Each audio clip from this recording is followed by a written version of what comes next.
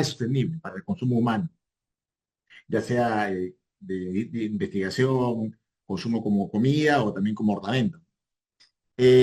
También se aplica para restauración de hábitats, ¿no? Y repoblar especies amenazadas, como un proyecto de género Orestias.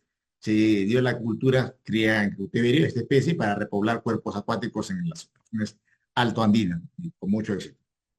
Es una de las variantes de la acuicultura, ¿no? La reintroducción de especies. Pero la principal, y es el objetivo de este curso, es la de producción de carne, en el caso de tilapia. ¿Ok? Los tipos principales de agricultura son en el agua dulce, habíamos dicho, es cultivos en lagos, en ríos, en lagunas, presas o infraestructuras específicamente para ello, como en este caso esta imagen que se ve acá, es un hatchery especializado de truchas, ¿no? Perdón, de tilapias. Este aquí me parece que es en Brasil, ajá, en Brasil. También tenemos lo que es la maricultura, que es cultivo de productos marinos. Esto se lleva mayormente en las áreas intercosteras y en lagunas que están muy cerca a las zonas de las costas. Y también la cultura salobre, que es un cultivo de ambiente donde se mezcla el agua dulce y la salada, ¿no? Son especies muy específicas para ese tipo de actividad, eh, muy especializadas, dicho sea de paso, pero quería referirles para que sepa que también existe eso. En lo que es gestión, implica una intervención activa, ¿no? En todo lo que es la crianza, el manejo de entidades de siembra, la alimentación y la protección contra depredadores. Implica toda una disciplina, una serie de actividades que en su conjunto nos dan el producto final, que es, en este caso, carne de tilapia. ¿Sí? Como relevancia económica que habíamos dicho, lo principal aquí para los fines de este curso es la seguridad alimentaria, ya que la agricultura para estos fines se ha convertido en la principal fuente de proteína y es crucial, ¿no? Para satisfacer la creciente demanda de alimentos, una población que crece mundialmente, ¿no? Y se proyecta como algo que va a ser muy indispensable hasta el año 2050. Acá vemos una gráfica, aquí en el lado superior derecho, de vemos cómo la acuicultura va creciendo y ya superó a lo que es la pesca de captura. Correcto, vemos que la cultura está mucho más encima, más desarrollada lo que es la pesca eh, en lo que es el mar, ¿no? O productos de captura. Entonces, la tendencia mundial es la acuicultura. De hecho, en Perú, en lo que es el Ministerio de Producción, una de las primeras normas es que la acuicultura está catalogada como una actividad de interés nacional, o sea, tiene prioridad a uno. Lamentablemente no está desarrollada al grado que debería estar, pero se están ya haciendo esfuerzos en diferentes regiones para que esto empiece a mejorar. En lo que es la tilapia, en los principales polos de desarrollo están en la región San Martín, ahí hay una buena cantidad de centros de cultivo de tilapias, y también otras zonas donde se permite, el clima permite este tipo de producción. Bueno, aparte de seguridad alimentaria, la acuicultura es una generadora de empleo, ya que proporciona empleo a millones de personas, tanto en empresas grandes, pequeñas o en comunidades, ¿no? También incluso a menudo es una actividad económica para poblaciones locales. Hay localidades que solamente se dedican a agricultura y viven de eso. Eso se da bastante en lo que es la selva alta. Hay localidades que tienen mucha dedicación a lo que es agricultura y es una actividad económica principal de ellos. Y eso es bueno porque eso es un polo de desarrollo también que puede generar esta actividad, ¿correcto? Y también en lo que es impacto económico, de hecho, que contribuye a la balanza de pagos, ¿no? A través de las exportaciones de productos agrícolas. También diversifica los ingresos y también, ni qué decir, pues una variante en lo que son las dietas de la población. Asimismo, pues la agricultura crea oportunidades comerciales en las comunidades costeras y rurales, ya que esto realmente la producción de carne, de pescado, de pez en este caso, eh, es un producto altamente comercial, no solamente para consumo propio, sino también para lo que es comercio, ¿no? Abastecimiento de otras localidades. Bueno, en lo que concierne al crecimiento del sector acuícola, de acuicultura en Perú, ya que lo dije,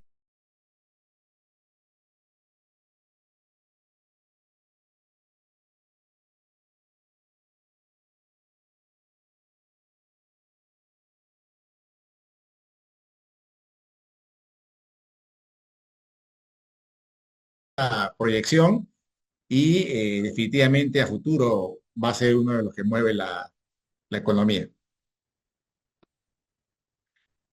Ok, ya entrando al punto principal, hablaremos de la especie objetivo de este curso, que es la tilapia. La tilapia es una especie originaria del continente africano, ¿no? Eh, bastante fácil de mantener y cultivar, ¿no? Pero requiere ciertos parámetros y manejos para poder ser objeto de producción comercial. ¿Ok? Eh, las características principales incluyen rápido crecimiento, el omnivorismo, o sea, come de todo, esa es una ventaja. ¿Ok? También una fuerte resistencia a bajas concentraciones de oxígeno, eso es importante, y alta materia orgánica, o sea, el animal es resistente, puede estar en aguas que tengan una cantidad baja de oxígeno y alta cantidad de compuestos orgánicos y él sigue ahí resistiendo, ¿no? La reproducción es oral por incubación bucal, eso también le permite trasladar los huevos a diferentes partes, ¿no? Y proteger las crías y también tener una capacidad de diseminación más amplia, ¿no? Las especies más comerciales son la tilapia del Nilo, en este caso acá vemos la tilapia del Nilo, la Orycromis niloticus, que es la tradicional. Luego tenemos la tilapia azul, que es la Orycromis aureo, que está acá. Y finalmente tenemos la tilapia mozambique, que es la Orycromis mozambicus. Eh, las más populares para lo que es la acuicultura es la nilótica y la azul. La Mozambique no tanto se cultiva porque tiene ciertas limitaciones comparativamente productivas en lo que es versus las anteriores. Sin embargo, tenemos también una nueva variedad, ¿no? Bueno, no nueva, sino una diferente de ellas, que es la tilapia roja, que es el cruce de la tilapia eh, nilótica por la Mozambique. Y este es un híbrido que es bastante más productivo y es uno de los que se cultivan también con mucha fuerza. Ya lo hablaremos más adelante en el sentido de la productividad de estas variedades. El hábitat de estas especies es tropical, agua dulce, hasta ciertos rasgos salobres, y viven en ríos, lagos, arroyos y estuarios. Es una amplia distribución geográfica. Eh, Estas características que he mencionado permiten ello, ¿no? El omnivorismo, ¿no? Poder vivir en lugares donde hay poco oxígeno y alta concentración de otros orgánicos, le da esa ventaja, ¿no? Y también el medio de reproducción, ¿no? En cuanto a resistencia, ya habíamos dicho todo eso, ¿no? También en cuanto a lo que es salinidad, puede estar en aguas bastante blandas, en aguas duras o en aguas muy duras. Pero la mayor productividad es en aguas de medio duras a duras. Esa es la característica principal de esta especie, ¿no? El ciclo de vida, bueno, el dimorfismo sexual es marcado. El crecimiento de esta especie es rápido y alcanza lo que es la madurez sexual en pocos meses, aproximadamente en 6 7 meses, ya está empezando las actividades reproductivas. Eso le da la característica de ser un animal altamente productivo, ¿no? En lo que es la diferenciación de machos y hembras, el dimorfismo sexual, el macho es más grande, tiene la aleta dorsal, como vemos aquí, más en punta, como un radio, en este caso esta sería una hembra. El macho tiene aquí un filamento, que es lo que marca la diferencia principal, y también logra desarrollar una frente un poco más abultada versus la hembra. En este caso acá tenemos una hembra, ¿no?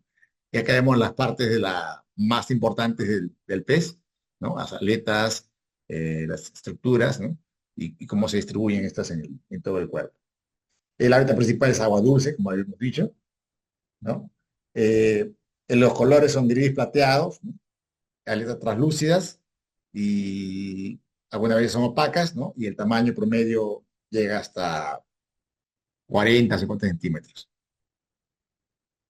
En cuanto a las especies que habíamos dicho, en la tilapia, en la tilapia del Nilo, la Aerochromis niloticus, ¿no? El color del cuerpo, el dorso es grisáceo, con los costados más o menos rosados y barras verticales oscuras en la aleta caudal o cola. Acá vemos esa característica que marca la diferencia de la tilapia nilótica, ¿no? Que es una de las más comunes en la cultura. Con respecto a la tilapia azul, la Orycromis aureus, esta de acá, que también es ampliamente distribuida, La parte de la trasera de la cabeza es recta, acá vemos esa rectitud en la cabeza, correcto. El pecho es color gris plateado, como vemos acá, y las aletas pectorales son grises hasta translúcidas. ¿Sí? Bueno, ahí tenemos la Mozambique, que es menos comercial que otras especies, pero también es importante en la agricultura. ¿Por qué? Porque es una de las bases de la tilapia roja, que es la más producida mundialmente, que es un híbrido, ¿no? Cruce de estas dos especies y ha mejorado mucho lo que es la productividad. Esas son las características principales de la especie, la tilapia, eh, originaria de África, ¿no? Pero ampliamente distribuida en todo el mundo. Los requerimientos ambientales de la especie. Esto es importante poder saber porque con esta información vamos a eh, referirnos y determinar si estamos en condiciones de poder practicar la acuicultura de esta especie. De antemano les digo que esta especie sí no es factible de producir en zonas altoandinas, es en tropical. Digamos que la temperatura es el principal eh, escollo para la productividad de esta especie, ¿correcto? Por eso hablaremos principalmente de lo que es temperatura, oxígeno y pH, que son los valores más importantes para la acuicultura de las tilapias, ¿correcto? En los requerimientos ambientales de tilapia se centran en tener una temperatura de rangos, digamos, entre 20 y 30 grados. Acá dice 25 a 32, que son rangos los ideales, ¿no? Con los cuales se puede cultivar. Pero está demostrado que entre 20 y 30 sí es factible una producción razonable, ¿no? Y hay experiencias productivas que están demostrando ello. El oxígeno disuelto tiene que estar encima de 2 miligramos por litro. El estándar es 5. Acá vemos que de 5 a 9 es un rango muy bueno, ¿no? En lo que es el pH, ideal es de 6 a 9. Sin embargo puede estar de 6,5 hasta 8,5 hasta 9,2. Son los valores apropiados. Otros valores de la calinidad total, la dureza total, el calcio, son ya indicadores de en qué tipo de agua está. Por ejemplo, en el agua de la costa, los rangos de dureza están entre 100 a 90. El calcio también está por ahí. Entonces, en todo lo que es la costa peruana, es factible poder producir la tilapia. Ahora, en la zona de selva, en la zona de selva como está Tarapoto, si bien es cierto el agua es menos dura, eh, lo que compensa esta de valores relativamente no tan apropiados es la temperatura. En la selva, pues, temperatura del agua no te baja de 25 grados o hasta 32, entonces por ese lado es que el cultivo sí es factible de ser exitoso, y de hecho lo es, una más productiva, ¿no? La región de San Martín. ¿Ok? Temperaturas por debajo de 15 grados, ya ahí el crecimiento totalmente cesa, ¿no? Y los niveles de oxígeno muy bajos ya también hacen que el animal reduzca su alimentación, su consumo, por tanto también su crecimiento. Acá vemos una tabla, al lado derecho, de peso versus tiempo. Y eso está realmente vinculado totalmente a lo que es la temperatura. Vemos que a la temperatura más baja del rango, que es la línea amarilla, estamos, requiere mucho más días para ganar peso. Incluso el peso ideal, que está alrededor de los 300, 400 gramos, miren, en temperatura más baja se hace en un tiempo realmente largo. Mientras que cuando a temperaturas mayores se logran mejores pesos, eh, y la ganancia es mucho más, ganancia de peso en el tiempo es más favorable. De ahí la importancia de la temperatura. Sin embargo, puede crearse en temperaturas más bajas, pero no va a ser muy productivo versus la comparativa, ¿no? De temperatura. La temperatura óptima había dicho que es entre 20 y 30 grados, aunque algunos comentan de que lo ideal es como estamos aquí en la tabla, de 25 a 32. Eso es, ahí el crecimiento es pero perfecto, ¿no? Los rangos de temperatura pueden ser ligeramente amplios, ¿no? Por debajo de 15 el crecimiento se detiene, lo hemos dicho. Ya cuando llega a 10 grados, ya empieza el animal a morir. Aquí en la costa hay algunos emprendimientos de cría de tilapias, en la cual si no tienen una estructura de invernadero, el agua llega hasta 14, 13 grados. Entonces ahí el crecimiento es muy lento, muy lento. No es viable comercialmente. Pero cuando hacen invernaderos en las zonas de costas o en donde hay microclimas que son más favorables, como el norte en Guaral o también en Piura, se logran temperaturas de agua del rango de los 21 a los 24, o sea, llegamos ya a los rangos apropiados. Y el agua, al ser un poco más dura, por ahí compensa y el crecimiento es favorable, ¿no? Eh, el pH óptimo, lo ideal sería 7,5, que es un rango ya un poco alcalino, semialcalino, pero puede tolerar de 6,5 hasta 8,59. Son los valores aceptables. Ahora, cuando el pH está en menos de 7, 6,5, también puede ser un indicador que el agua no esté en buenas condiciones, que haya mucho, ya un exceso de compuestos nitrogenados, ¿no? U otros elementos que han originado esa situación. Entonces ahí hay que, el pH también es un indicador de la calidad del agua. ¿Ok? En cuanto a amoníaco, es importante referir eso, tiene que ser menos de 2 miligramos por litro, que está el amoníaco local. 0,1 es no aceptable. Ya más que esto, prácticamente el animal empieza a mostrar eh, síntomas de toxicidad. ¿Ok? En cuanto a hierro, estos son valores adecuados. Ahora, hay gente que cultiva las tilapias en la selva usando agua del subsuelo, agua de pozo. El agua del pozo en la selva muchas veces contiene hierro en solución. Tiene concentradores media hasta 0,5 o hasta 1 miligramo por litro. Ahí sí a los peces les afecta y puede ser letal, ¿no? El máximo es 0,2 miligramos por litro de fierro en solución para que la tilapia crezca de manera cómoda. El agua del subsuelo en la costa no es mayor problema, tiene prácticamente el rango más bajo de fierro. Fosfatos viene a ser la presencia de fósforo en el agua, también producto de la materia orgánica, un rango también bastante bajo, considerando que para otras especies este valor es un poco fuerte, pero para tilapia son rangos que lo soportan muy bien y puede pues desarrollarse sin problema.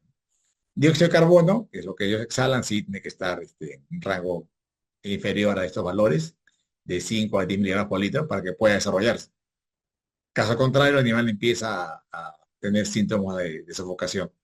Y el sulfuro de hidrógeno, valor casi inexistente, ¿no? Pero prácticamente no existe eso en la costa. Esto está más que nada mencionado para cultivos en zonas tropicales, ¿no? Como la selva, que se usa mucho agua del subsuelo, ¿no? Comparado a la costa, que es otro tipo de características. En cuanto a otros factores que se pueden hablar en lo que es la parte ambiental del cultivo de la tilapia, es la profundidad, ¿no? Se requiere una profundidad mínima, ¿no? Para poder ayudar básicamente a regular temperatura. En cuanto a el agua debe ser no menos de 0,90 metros o 90 centímetros o el equivalente a 3 pies para tener una columna de agua razonablemente profunda y que el animal se desarrolle bien y que esa masa de agua con esa altura pueda mantener la temperatura. Otros factores de la calidad del agua es la turbidez, ¿no? La salinidad y la presencia de otros contaminantes. Es importante si nuestras piscigranjas están abastecidas por aguas de riachuelos o de ríos, hay que tener mucho cuidado de que éstas no estén expuestas a contaminantes.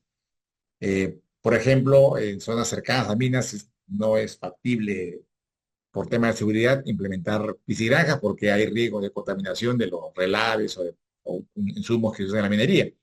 O también como se usan fuentes de agua para alimentar las piscigranjas de tilapias, en este caso, procurar que esa fuente de agua no esté cercana a zonas de uso o consumo humano, porque hay casos en que la gente lava ropa en estos cuerpos de agua y esa agua puede ir a parar a nuestras piscigranjas y ahí originaría una contaminación y prácticamente ahí se ven pérdidas, ¿no? Realmente que son desastrosas.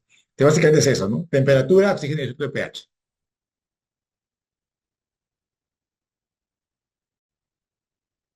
A ver, eh, las preguntas las responderemos al final de la sesión, pero vamos acá, ya las tenemos aquí ya registradas en el chat. Ok.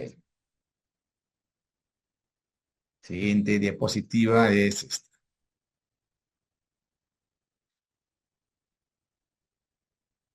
Los sistemas de producción o de cultivo, ¿correcto? En la agricultura tenemos eh, diferentes tipos de sistemas de producción. El extensivo, el semi-intensivo y el intensivo, ¿no? Se diferencia principalmente por el nivel de tecnificación y la densidad de siembra, el manejo de agua y la fuente de alimentación. Esos son más importantes sistemas de cultivo, ¿no? Extensivo, semi-intensivo e intensivo, ¿correcto? Las características de estos sistemas. Eh, en lo que es el sistema extensivo, la intervención humana es mínima. ¿Por qué? Porque prácticamente son cuerpos de agua naturales, ¿no? Son cuerpos de agua que se han formado, lagunas temporales que uno o la gente excava una laguna, la llena con agua y lluvia y permite que de manera natural se formen microorganismos y compuestos nitrogenados que permitan que se dé la vida animal. Y ahí los peces pueden crecer de manera natural y se alimentan con lo que el agua produce, microorganismos, crustáceos, eh, vegetales que se forman, ¿no? Entonces prácticamente es un cuerpo de agua natural. La densidad de siembra en este tipo de sistema, el extensivo, es muy baja, ¿no? Máximo de 1 a 3 peces por metro cuadrado.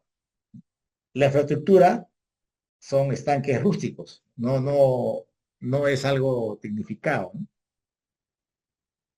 También se hace también en represas, ¿no? Que están ya sin modificaciones, ¿no? O lugares así muy, cuerpos que sean forma de agua y que sean de manera natural estabilizados. El sistema extensivo, la alimentación, depende exclusivamente del elemento natural, ¿no? El plancton, detritos, todo lo que se genera en el agua de manera natural, producto de la luz y los peces que están ahí en baja concentración. En este caso de la extensiva, el manejo del agua es un control mínimo. La oxigenación depende básicamente de la fotosíntesis natural y el movimiento del agua producto del viento. O sea, prácticamente uno no toca eso, ¿no? La producción, obviamente, ahí es muy baja por unidad. Habíamos hablado de 1 a 3, ¿no? El sistema extensivo básicamente es utilizado para agricultura de autosostenibilidad, para gente que está aislada, ¿no? O gente que lo tiene ahí para un uso ocasional, para consumo propio, ¿no? No es un sistema que pueda decirse comercial, pero está referido para que se sepa, ¿no? Que existe. Ya a partir del sistema semi-intensivo podemos hablar de algo que sí produce, ¿no? El semi-intensivo, ¿no? En este caso la intervención humana es moderada, porque ya requiere el uso de mano de obra. La densidad de siembra, obviamente, es mayor, ¿está? Ya se puede hablar acá de temas comerciales.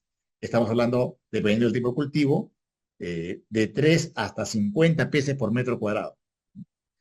La infraestructura en este caso de los intensivos son estanques de tierra mejorados, inclusive hasta con aireación suplementaria y también con recambio de agua. Ahí implica inversión, en equipamiento y también en lo que es el manejo del agua. ¿Ok? La alimentación, en este caso intensivo, se alimenta con alimento complementariamente al natural que está en ese cuerpo de agua, se usa alimento balanceado, eh, de un contenido medio proteico. O sea, hay una productividad que está basada también en lo que uno alimenta. El manejo del agua, en este caso, en el semi-intensivo estamos hablando, corresponde a recambios de agua y también hasta posibles usos de aireación complementaria, ¿no? Como dijimos, en la semi-intensiva tenemos de 3 a 50 peces, ¿no?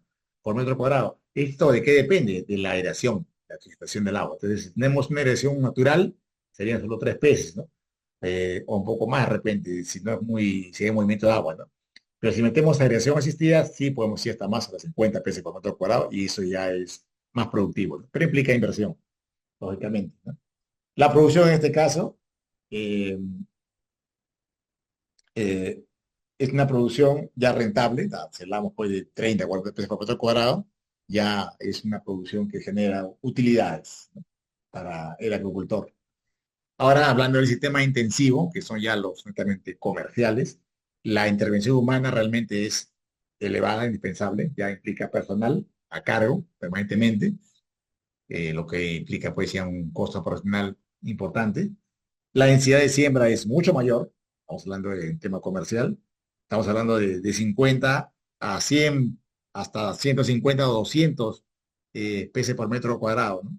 Esto depende de qué, del sistema de tratamiento de agua. Ahora, cuando hablamos de metro cuadrado, estamos hablando en base a lo que es una altura promedio de casi un metro. O sea, prácticamente en este caso, un metro cuadrado implica prácticamente un metro cúbico. Entonces, de eso se trata.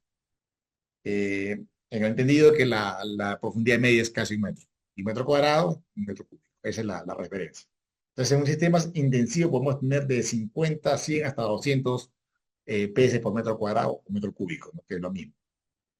La estructura en este caso, en el intensivo, corresponde a tanques de cemento, eh, tanques grandes, jalas flotantes o sistemas de recirculación acuícola, ¿no? Con alto control, los RAS, que hablaremos más adelante. La alimentación en este caso intensivo es exclusivamente alimento balanceado de alto valor proteico. Aquí sí es meter dinero para cosechar producción. No es como lo anterior, que es complementar. Aquí hay que meter bastante inversión para poder también generar. ¿Sí? El manejo del agua en este caso, en el intensivo, es un control riguroso de los parámetros de calidad. Oxígeno disuelto, el pH, amoníaco, ¿no? Todo, aquí sí o sí se requiere sistema de aeración y filtración avanzado para poder, hasta aquí se requiere un buen soporte de vida para que estos animales crezcan de una manera apropiada, ¿no? Y que sea rentable. Acá tenemos una estructura, como es el natural, es el extensivo, y cómo se va reduciendo las exigencias, y llegamos hasta allá prácticamente el más pesado, el más productivo, que es el intensivo, ¿no? Alimentación 100% exógena, o sea, uno tiene que alimentar y una carga más importante, ¿no? Por metro cúbico en este caso. Entonces, de aquí hemos presentado las tres modalidades, ¿no? En promedio, de cómo se trabaja la acuicultura, ¿no? En resumen, la elección del sistema depende de qué cosa, ¿no? De los recursos disponibles, de nuestro capital, de cuánta área contamos, de cuánta también agua contamos y de cuánta mano de obra podemos disponer. También depende de los objetivos de la producción. Eh, Obviamente esto abarca desde el mínimo control e insumos del extensivo hasta el control total y alta inversión del intensivo. Generalmente, los agricultores arrancan de frente un semi-intensivo y se pasan a un intensivo, ¿no? Ahora, la tendencia mundial es a que todo sea intensivo o hasta superintensivo, ya con control total hasta el medio ambiente. Ya estos son los llamados cultivos indoors y es la tendencia mundial. ¿Por qué? Porque debido al cambio climático, todo lo que es acuicultura en el exterior está bastante sometido a lo que es el clima. Y ahora hay pues temporadas ya no marcadas, ya no el verano, ya no es como antes.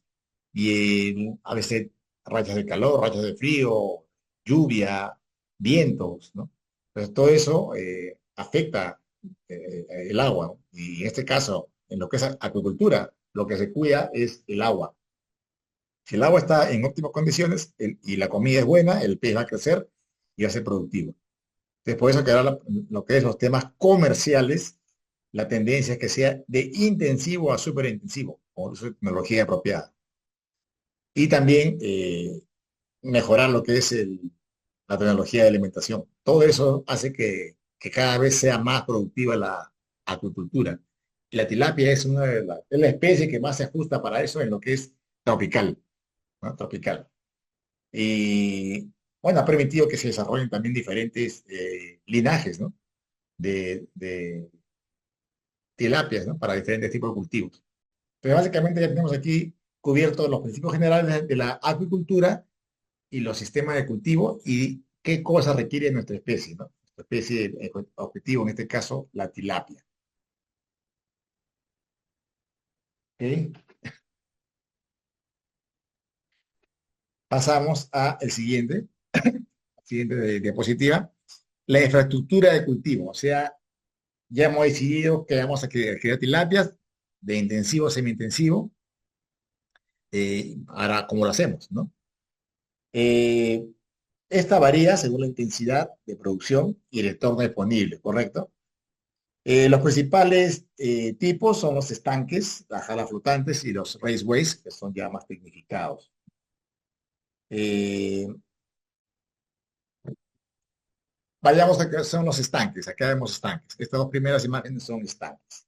Los estanques son la forma más tradicional y común del cultivo de peces, en este caso tilapias, ¿correcto? Puede ser de tierra, acá, rústicos, ¿no? Obviamente la tierra debe tener ciertas condiciones, presencia de greda para que sea, no haya filtración de agua, ¿no? O también puede ser revestida de geomembrana, o también de concreto, en el caso ya sí que se cuenta con esos recursos.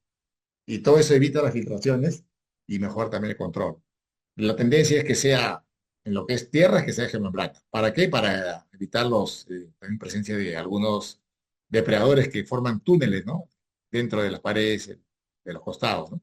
Así mismo acá también el control del agua es mucho mejor y la aireación asistida, cuando se aplica en este método, es mucho más eficiente, ¿no? Pero implica también más inversión porque la geomembrana tiene un costo por metro cuadrado que es importante, pero los beneficios son muy buenos, ¿no? La ventaja de este tipo de infraestructura, ¿no? De los tanques, bajo costo de construcción inicial, ¿no? Especialmente los de tierra, es excavar, puede ser hasta con mano.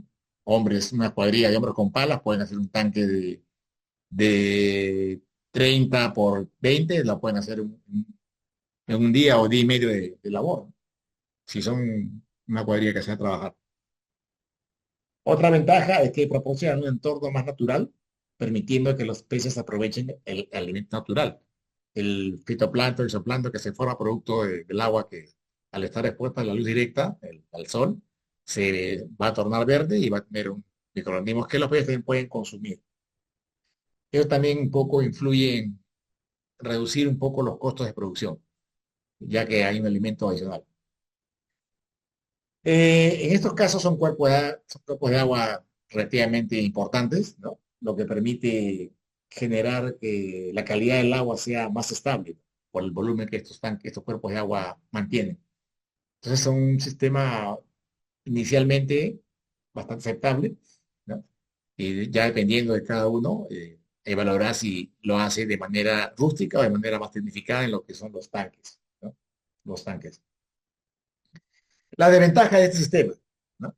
La dificultad para desinfectar, especialmente los tanques de tierra, ¿no? Habíamos dicho de que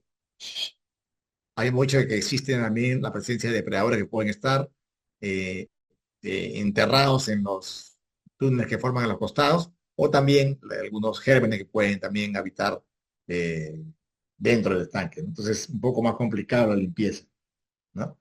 Y también puede propiciar patógenos. Ahora también, otra desventaja de este tipo de sistema de estanques es que requiere una cantidad significativa de terreno, o sea, requieren cierta cantidad de área, ¿no?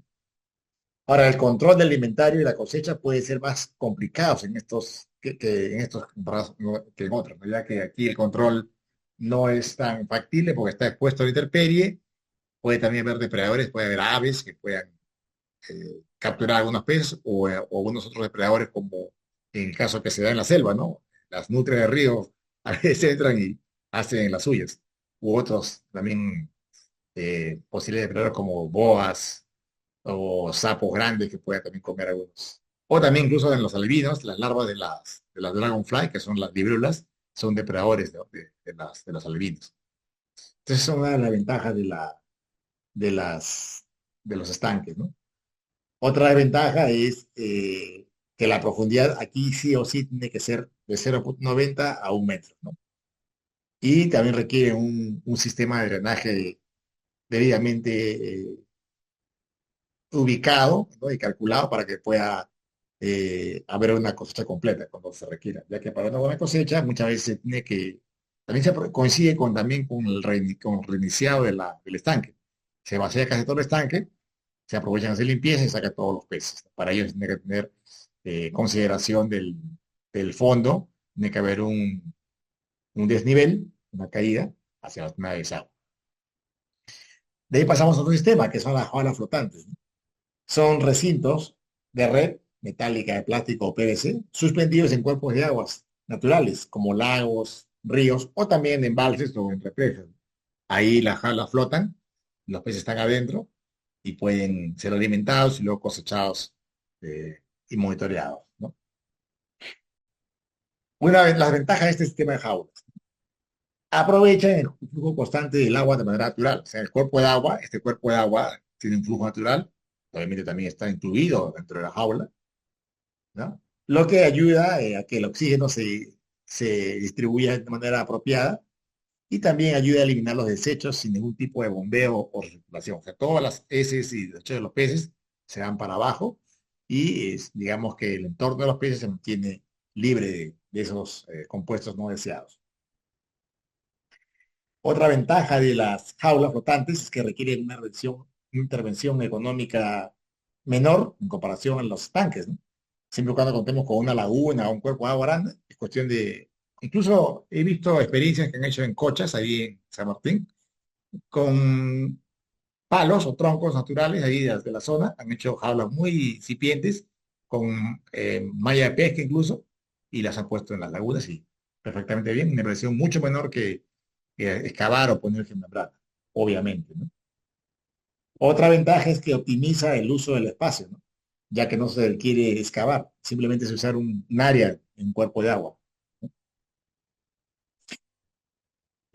Bueno, básicamente esas son las ventajas, ¿no? La desventaja de los sistemas de jaulas es que al estar pues en un cuerpo de agua que mayormente es de uso público, en un lugar abierto, existe una exposición a un riesgo elevado de robo o vandalismo.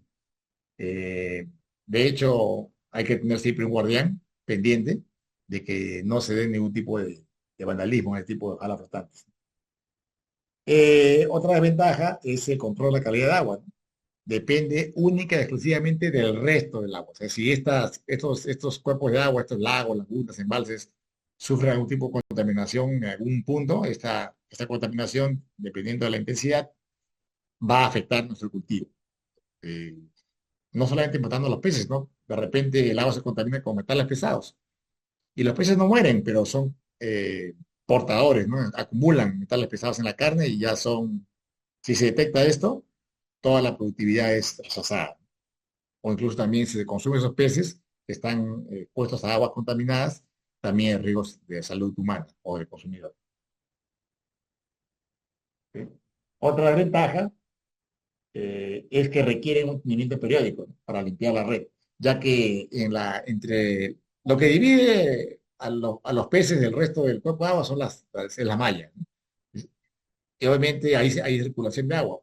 Y en las cocadas de la malla se va formando, eh, hay como de carga orgánica, se ensucia, ¿no? Empieza a tupirse la red, por lo que cada cierto tiempo hay que sacar la jaula y limpiarla. Ese es un trabajo que también implica mover toda esa estructura, ¿no?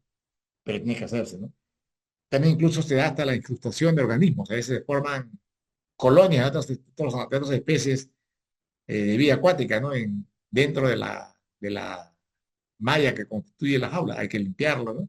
Y a veces está tan incrustado que se rompe la malla. O sea, hay que tener también consideración de eso, ¿no? De que el material esté expuesto a ese tipo de inconvenientes. Eh, bueno, también hay un posible impacto ambiental, ¿no? Debido a la acumulación de desechos orgánicos debajo de las jaulas. A veces si hay buen movimiento de agua en ese cuerpo de agua, el agricultor lo que hace es, ¿qué hace un agricultor si ve que hay movimiento de agua y más cantidad de oxígeno en la jaula? Incrementa la densidad por metro cúbico o metro cuadrado, porque puede hacerlo. Pero ahí que también que genera que esos peces no lo comen, también genera más desechos. Y eso se va al fondo del estanque, laguna o embalse. Y eso que se asienta en el fondo también tiende a producir en más desechos orgánicos, ¿no? Y es una contaminación que puede impactar a todo el resto del cuerpo de agua. Entonces es un punto a considerar, ¿correcto? Tenemos los raceways, que es la tecnología de punta, que hablamos de cultivos intensivos a súper intensivos, ¿no? Son sistemas de flujo rápido, donde el agua fluye constantemente y genera una recirculación máxima, ¿no? y lo que genera pues que cada tanque tenga más suerte de suministro de agua continuo. Y esto va a una filtración, que puede ser individual o central. Las ventajas de los raceways, ¿qué cosas son? ¿Cuáles son? Altas densidades de siembra y una producción súper intensiva, ¿no? Pero gran cantidad acá sí puede poner gran cantidad de peces por metro cúbico. Otra ventaja es el excelente control sobre el entorno de cultivo, ¿no? La calidad de agua, el oxígeno, la alimentación, aquí el control es máximo, ¿no? Otra ventaja es una eficiencia en el uso del agua. ¿Por qué? Porque al tener sistemas de recirculación solamente el agua se recicla, no estamos usando agua nueva proveniente de un cuerpo de agua, de una fuente de agua, sino es la misma agua la que se recicla. Otra gran ventaja es que la facilidad de manejo y cosecha aquí es total, ya que se puede manejar la cosecha de una manera práctica, ¿no? Y el control en entorno total. Este es un centro de cultivo, este me parece que es en España, sí, en España. Acá vemos que son tanques enormes, acá vemos una persona en el fondo. Este es un tanque de por unos metros 50, metros 80, donde tenemos deben ser, yo calculo que unos 15 a 20 metros de diámetro, gran producción. Y aquí está todo esto es un indoor cerrado, un ambiente cerrado, térmicamente eficiente, con aislamiento, calefacción asistida, todo, iluminación, todo para una máxima productividad. Y aquí hay pues cero riesgo de enfermedades porque no entran aves, no entran roedores, no entran anfibios, no entran gatos ni perros. El control es máximo. Pero pues genera también algunas desventajas, como ya habrán supuesto, un alto costo inicial de inversión, ¿no? Y también un alto costo de operación, ya que aquí es necesario montar con unas infraestructuras complejas, ¿no? Sistema de bombeo, sistema de aireación, sistema de filtración, ¿no? Todo eso. Otra cosa, otra ventaja es que requiere monitoreo constante de los parámetros del agua y equipo de respaldo. Hay que tener siempre ahí sensores monitoreando la calidad del agua, ¿no? Eso implica también que hay que estar eh, siempre pendiente de eso. Y otra ventaja, no menos importante, es la dependencia de un sistema, de un constante y buen servicio de energía eléctrica. Porque todo esto, la clave esto es la corriente, energía eléctrica. Tiene ser constante y de buena calidad. Y obviamente parte de la inversión es un buen equipo, un generador de electrógeno para tener corriente en caso de pérdida de la misma por apagones o algún evento X, ¿no? Entonces esos son los sistemas, las infraestructuras que más que nada se usan. Aquí en Perú, yo creo que no me equivocaría al decir que el 75% son estructuras estanques, ¿no? Jaulas no he visto mucho, pues básicamente en zonas donde pueden hacerlo, pero casi todo es en lo que es en estanques, ¿no? Hay algunos sistemas de raceways que está formando. En Tacna tenemos un cultivo, también en Huaral. He visto uno que están trabajando también en Chiclayo y Tumbes, muy buenos. No son como estos aquí, pero sí están avanzando. Acá también en Lima, en zonas como es Neguía, hay pequeños centros de producción, todo es con RAS. ¿Por qué? Porque en zonas costeras la temperatura no es tan óptima. Entonces hay que hacer un invernadero.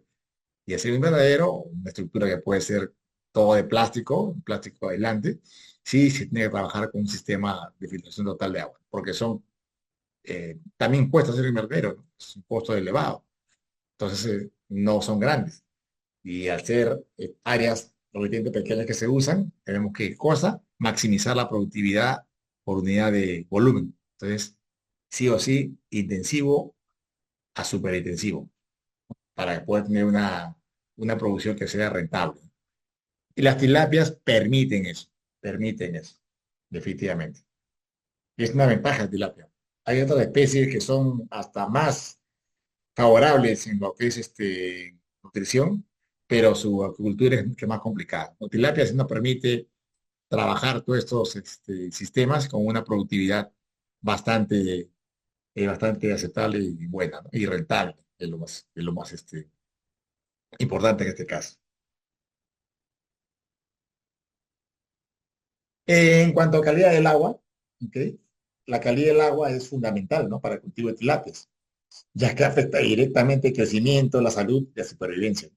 Los parámetros críticos a controlar, ¿qué cosas son? Ya habíamos dicho, temperatura, oxígeno disuelto, pH, ¿no? Y los compuestos nitrogenados. El amoníaco, nitritos, nitratos, todo lo que los peces excretan y se va transformando en el agua. Ok, hablamos un poco de lo que son los parámetros críticos, ¿no? Y sus rangos óptimos, ya un poco más detallado. Eh, bueno, el mantenimiento de los siguientes parámetros, ¿no? Que voy a ahorita citar, son los siguientes, ¿no?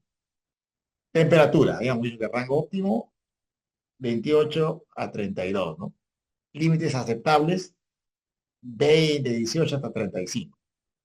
La importancia de este factor de la temperatura, ¿no? La temperatura, ¿qué cosa lo que hace? Controla el metabolismo, la alimentación, el crecimiento, ¿no? Temperatura por debajo de 10 grados, 11 grados, ya el animal empieza a morir porque todos sus sistemas internos dejan de trabajar y mueren, ¿no? Oxígeno disuelto, el rango óptimo debe ser mayor a 5 miligramos por litro y el límite aceptable es, digamos, unos 2 o 3 miligramos por litro. La importancia del oxígeno, ¿qué cosa es? Eso es crítico para la respiración, ¿no? Niveles menores a 2 miligramos por litro, los peces empiezan a morir por asfixia. Literalmente empiezan a boquear y mueren, se les mueren asfixiados. Pero también ocurre cuando, por ejemplo, falla la energía eléctrica en un sistema superintensivo y la alta densidad hace que si no hay un sistema de erección asistido fuerte y ocurre un hecho fortuito, estos peces mueren en muy poco tiempo, mueren de asfixia principalmente. Y el pH, el rango óptimo está entre 6.8 y 8.5, ¿no? Los límites aceptables son de 6 hasta 9. ¿Qué cosa, cuál es la importancia del pH, no? El pH mucho tiene que ver con la toxicidad del amoníaco y los procesos biológicos de los peces. Y el pH varía durante las horas del día, ¿no? Es diferente el pH del día de la noche, porque pues, en las horas de noche el pez tiene otro tipo de consumo de oxígeno y también afecta al valor del pH. Ahora, cuando el pH está bajo, está en valor de 6.5, el amoníaco es más intenso, ¿no? Su toxicidad es mucho mayor. Entonces, lo importante es que el pH esté entre 7 a 7.5 para que el pH, el amoníaco, esté en su otra forma menos agresiva, que es el amonio. El amoníaco es el NH3. En amonio es NH4. NH4 es menos letal, menos tóxico que el NH3, en caso que haya amoníaco, porque lo ideal es que no haya, ya que es parte de la filtración, que lo que hace es mantener que los compuestos nitrogenados estén en unos niveles que sean eh, aceptables para que los peces se desarrollen de manera razonable, ¿no? El amoníaco debe estar siempre, ¿no? Menos de 0.1 miligramos por litro.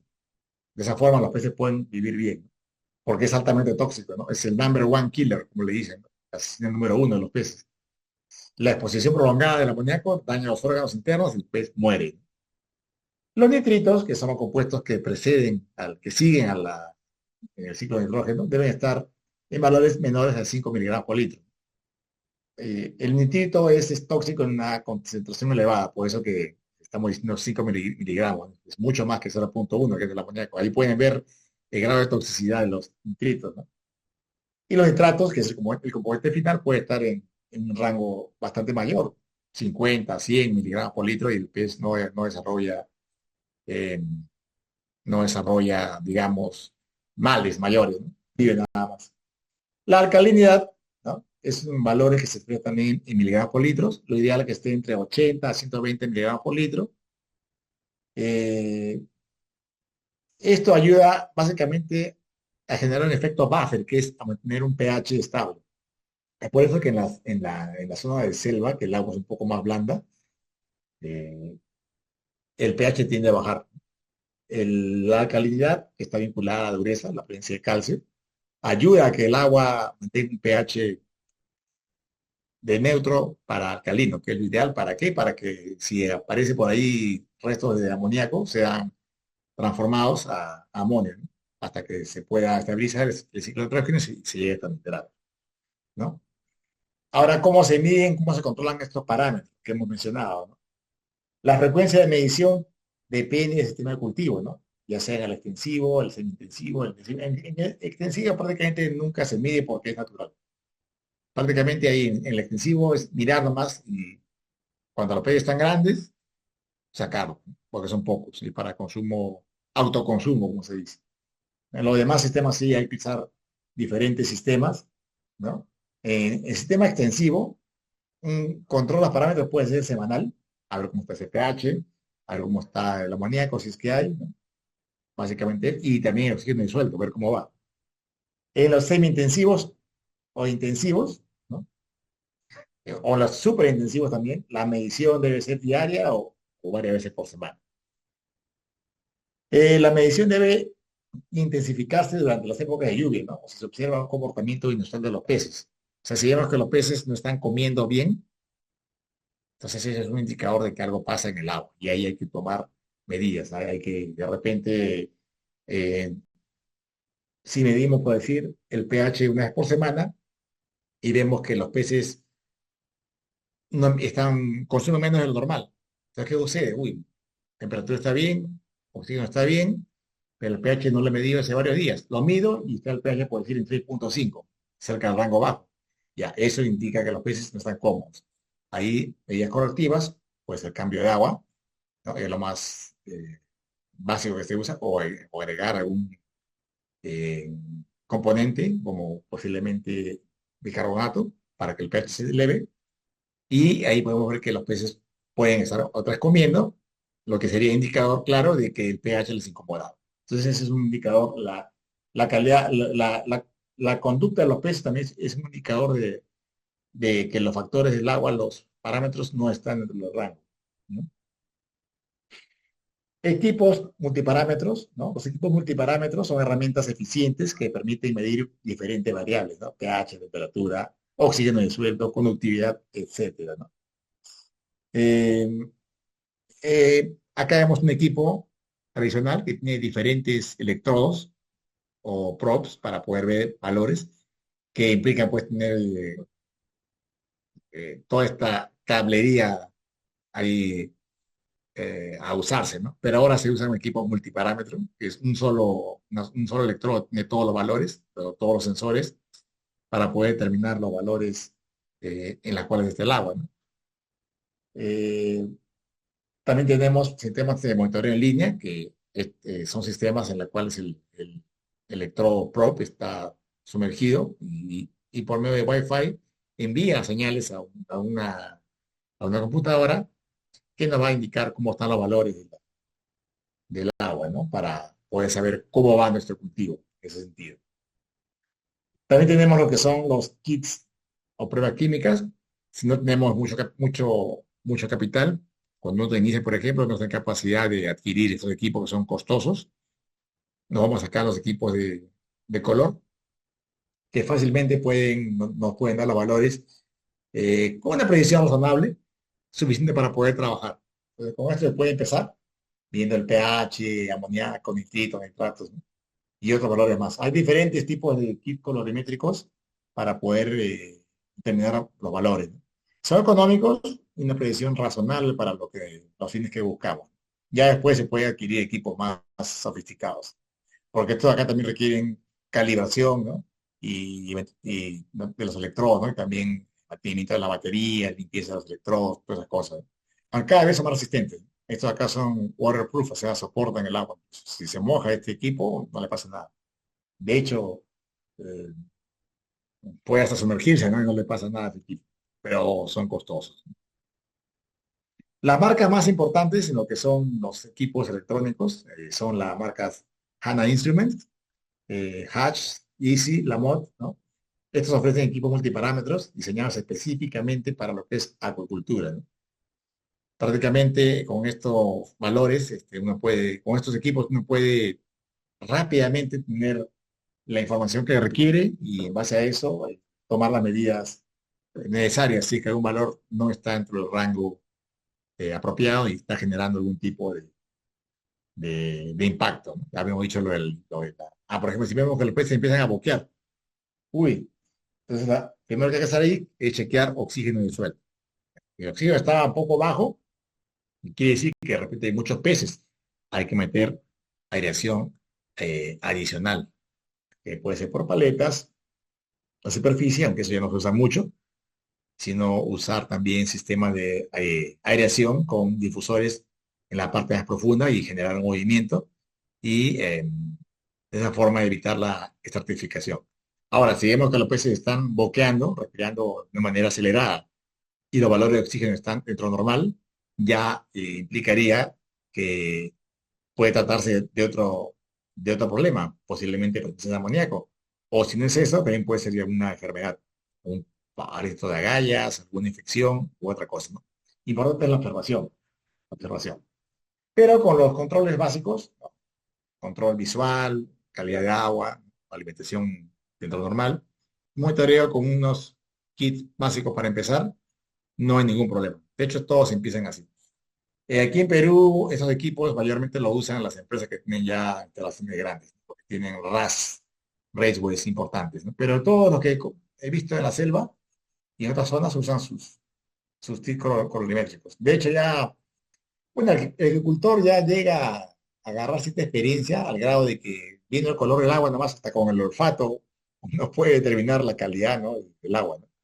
Pero ya en sistemas de alta densidad, por los railways que vimos anteriormente, sí o sí necesitamos herramientas que nos permitan más precisión, porque si pasa algo a esos niveles, la pérdida es fuerte, ¿correcto? Ahora pasamos a lo que son los diseños de estanques, ¿no? Estanques y tanques. El diseño de estanques y tanques para el cultivo de tilapias debe considerar, ¿qué cosa? Los materiales adecuados, ¿no? Y la forma óptima, ¿no? De que, en la cual vamos a tratar el agua, ya sea recirculación, flujo constante, ¿no? Para mantener la calidad óptima, ¿no? Acá vemos los sistemas que se hacen, en caso que sea de tierra, tenemos ya la pendiente, el ingreso de agua, la salida de agua, ¿no? Calcular todo eso, medir las proporciones, ¿no? También la represa, que esté bien hecha, el talud que esté, y el dique que se fuera tiene que estar bastante sólido para evitar que se desmorone la estructura, ¿no? Y el abastecimiento del agua, que es importante, y la salida. ¿Correcto? Eh,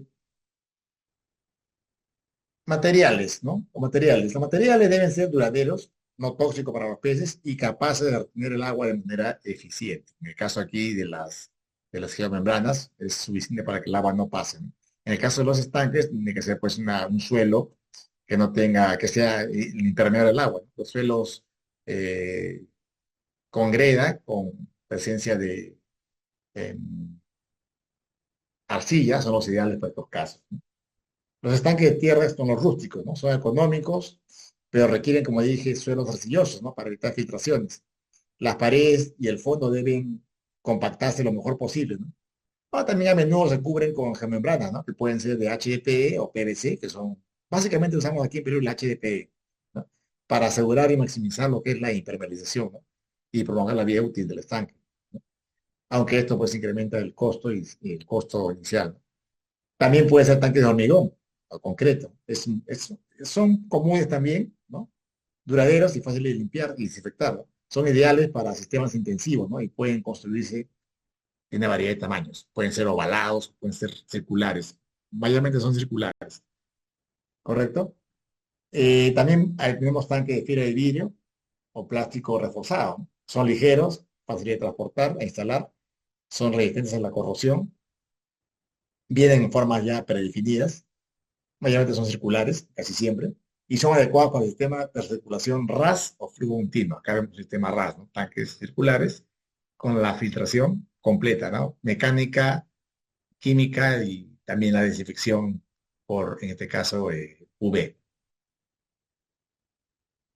Eh, También quise agregar dentro del diseño de los estanques también mencionar el diseño acuapónico, ¿no? Que utiliza como medio filtrante plantas previamente el agua se filtra y pasa en el lecho de plantas, ¿no? Y en este caso las plantas ayudan a que la calidad del agua sea la óptima, pero también la acuaponía permite que esas plantas sean usadas para consumo, autoconsumo o también para eh, temas comerciales, ¿no?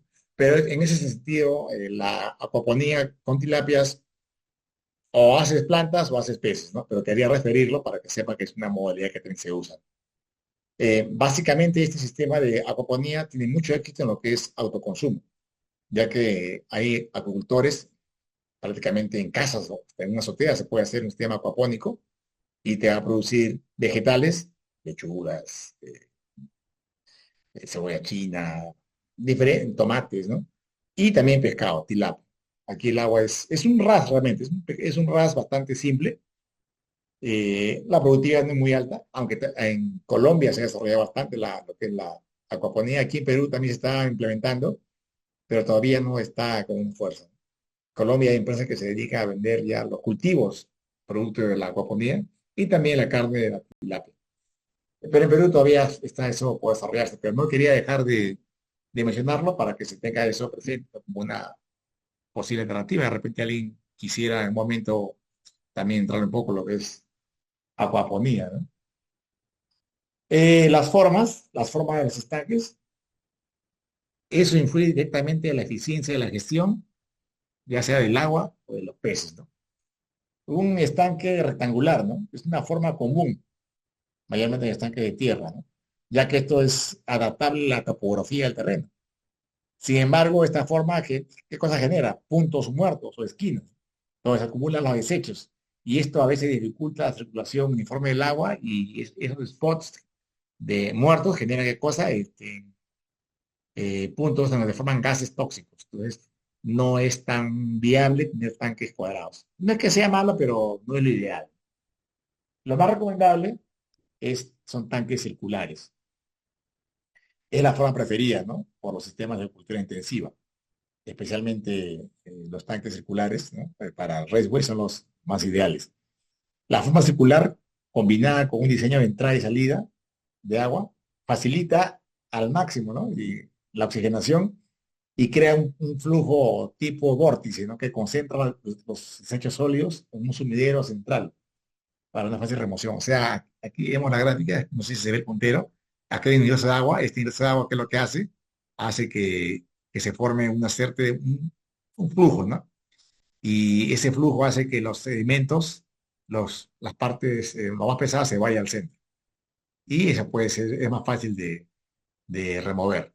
Genera eso. Ese vórtice genera esa acumulación de suciedad. Obviamente, eh, eso se genera al uso, como el uso de bombas, ¿no? Acá incluso vemos que hay hasta oxigenación asistida con generadores de oxígeno. La profundidad, habíamos dicho, mínima recomendada es de 0,90 hasta el 1,80 m en casos que sea factible. El 1,80 m principalmente es ya en sistemas superintensivos como los railways para máxima eh, productividad por metro cúbico, ¿no? Eh, para estanques rústicos, máximo es 1 metro, porque ya más profundo es más complicado, porque las paredes de los estanques a veces no soportan tanta profundidad de agua. Supe un caso de unos cultivos de tilapia en China con estanques de 2,50 m de profundidad, pero así todo era de concreto, es costosísimo, pero eso pues dura para toda la vida. Eran tanques de 50 metros de largo por 20 de ancho, ¿no? Casi 3 metros de profundidad, es una salvajada de agua. Y bueno, y sigue, creo que siguen vigentes, estaba en Guangzhou, no tropical, ¿no? El flujo del agua, eso es vital. El flujo de agua es vital para mantener la calidad de la misma, para reponer el oxígeno disuelto y también para eliminar los desechos metabólicos, el amoníaco, nitritos, heces y otros desechos que se producen, ¿no? Resto de escamas, resto de comida. El flujo continuo, ¿no? Que es un canal continuo, que implica un recambio constante de agua fresca. En ese caso se requiere una fuente de agua abundante y un sistema de drenaje eficiente. Este diseño tiene que permitir, ¿no? Que cada estanque tenga su propia entrada y su propia salida, como en este caso acá, ¿no? Esto acá no es en las zonas donde cultiva tilapias tropicales o semitropicales, no es muy frecuente, ya que el agua es un recurso no muy abundante, como sí se da en el caso de las truchas, en las zonas altoandinas, donde sí hay bastante circulación de agua. Para las tilapias, al menos en la región San Martín, donde hay una gran cantidad de centros de cultivo de tilapia, no se usa mucho este sistema porque los cuerpos de agua los tanques son llenados con agua lluvia o con agua de pozo o con una represa que se ha logrado hacer, ¿no? No se puede tener los estanques cerca a los ríos, donde uno puede decir, ya, dejar el agua, ¿no? ¿Por qué? Porque en zona de selva, en las crecientes, no se sabe la intensidad creciente, puede ser tanta que el río eleva su nivel y se lleva a los piscigranes, por lo tanto en zonas un poco de altura y alejadas de los ríos. Es por eso que el sistema de flujo continuo no es muy utilizado a menudo en Perú para lo que es el cultivo de tilapia, ¿no? O otros peces tropicales. El beneficio del flujo continuo es que este ingreso y salida de agua independiente, ¿no? Eh, es una mejora para el manejo sanitario, ya que el agua que puede tener algunos patógenos se va, y las peces están ahí más saludables. En cuanto a oxigenación y aireación, esto es fundamental, especialmente a alta densidad de siembra. A mayor cantidad de peces por unidad de volumen, en este caso metro cúbico, sí o sí hay que usar aireadores mecánicos, que pueden ser sopladores o eyectores de oxígeno o de aire comprimido, para mantener los niveles de oxígeno disuelto a los valores adecuados, ¿no? No hay problema en tener un valor un poco más arriba del óptimo, eso de hecho beneficia a los peces. Eh, Se viene usando desde hace algunos años la tecnología de nanoburbujas. Esto permite una supersaturación de oxígeno. Esto es utilizado principalmente en los sistemas de raceways de altísima densidad. Incluso también esa superoxigenación eh, incrementa la capacidad de oxidación del hidrógeno en los filtros biológicos. Y es una gran cosa, ¿no? Sí, los sistemas de raceways, en este caso, como el que estoy marcando, nos tienen la característica de que a medida que avanza la tecnología, se puede agregar más equipos que van a hacer que el agua sea prácticamente perfecta, ya que el agua que entra es un agua como si fuera pues el río, limpiecita, cero tóxico. Y la que sale es un agua con alta carga orgánica. Ya en el filtro, en las etapas, el agua se va tratando, ¿no? Tenemos un drum filter que trata las partículas, luego tenemos un separador de proteínas. En Cristiano, este equipo lo que hace es sacarle la piche al agua, ¿no? Las orinas que los peces excretan. También tenemos en este caso vemos acá también un eliminador de gases, CO2, lo que se exhalan, acá se va. Luego va al filtro biológico, donde están pues las bacterias nitrificantes que transforman la materia orgánica en amoníaco, nitritos y nitratos. Luego va, todo esto está acá monitoreado. Acá vemos un sistema de monitoreo. Y bueno, el drenaje comúnmente en lo que son los estanques, que consiste en un sumidero o un canal inclinado, que hemos mostrado acá, un monje también, para que el agua pueda ser evacuada, ¿no? Y permite la cosecha o la limpieza para sacar todos los peces. Entonces acá tenemos los sistemas, los diseños de los tanques y estanques y cómo se trabaja, ¿correcto?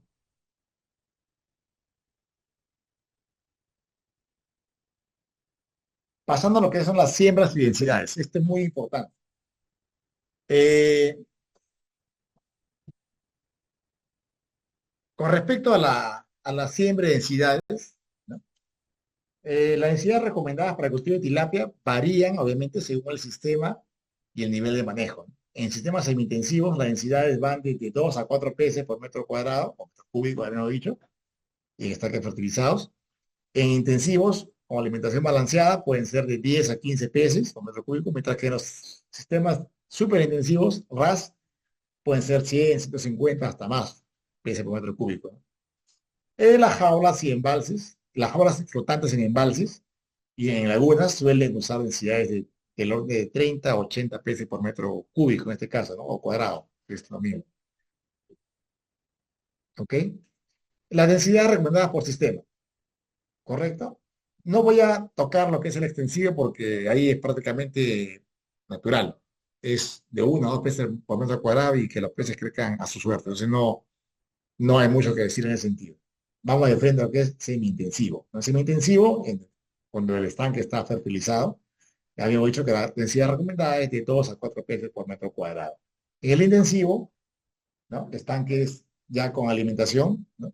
Son de 10 a 15 peces por metro cuadrado. En las jaula eran 30, 80 peces por metro cúbico y en los RAS 100, 150 o hasta 200 peces por metro cúbico, ¿no? Esas son las densidades de siembra con la cual uno puede trabajar. Algunas consideraciones importantes, ¿ok? El nivel de manejo, ¿no? Obviamente, a mayor densidad, mayor es el requerimiento de oxígeno y por tanto el monitoreo. En los sistemas intensivos y de circulación se requiere aireación, ¿no? Y requiere agua constante para ver la calidad del agua. Si no, eso colapsa rápidamente. En cuanto a oxígeno disuelto, la cantidad de oxígeno en el agua es un factor clave, es vital, es crucial. Los sistemas con buena duración o flujo de agua constante soportan la densidad más alta. O sea, más densidad de peces, obviamente mayor cantidad de oxígeno disuelto y equipamiento, ¿correcto? Etapa de crecimiento, ¿no? Los requerimientos de oxígeno y espacio van a cambiar conforme los peces van creciendo. Sí o sí se tiene que ajustar la densidad o el manejo a medida que los peces ganan peso, ¿no? Algunas veces se ponen en el inicio de la siembra más cantidad de levinos que de espacio, pero conforme va creciendo, esto se va, digamos, raleando de alguna forma y ya se llega a los volúmenes eh, que el tanque o estanque permite, ¿no? Principalmente esto de poner más cantidad al inicio se usa en los réditos para poder tener un control más detallado, más minucioso de los animales. Eh, Otros factores, ¿no? La temperatura del agua, la calidad del agua, el tipo de alimento, la salud de los peces también influye, ¿no? En la densidad de siembra. Cuando excedemos la cantidad de siembra para nuestro tipo de sistema, la calidad de la salud de los peces se ve afectada. ¿Por qué? Porque el suministro de oxígeno no es el apropiado, la calidad del agua puede caer por la presencia de restos de nitritos o amoníaco, ¿no? Porque no tiene la calidad apropiada. Esas son las necesidades de siembra de las tilapias.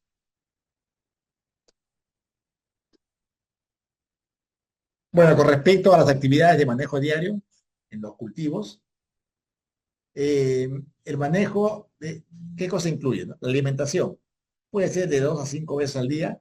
Esto varía según la etapa, ¿no? Y las revisiones visuales. Es muy importante la revisión visual para observar el comportamiento de los peces, ¿no? Y la calidad del agua. Sí o sí es clave dividir la ración diaria en varias tomas, ¿no? Para mejorar la absorción de nutrientes. Es bueno darle poco, pero varias veces al día. Entonces los peces van transformando eso y hay una buena conversión alimenticia.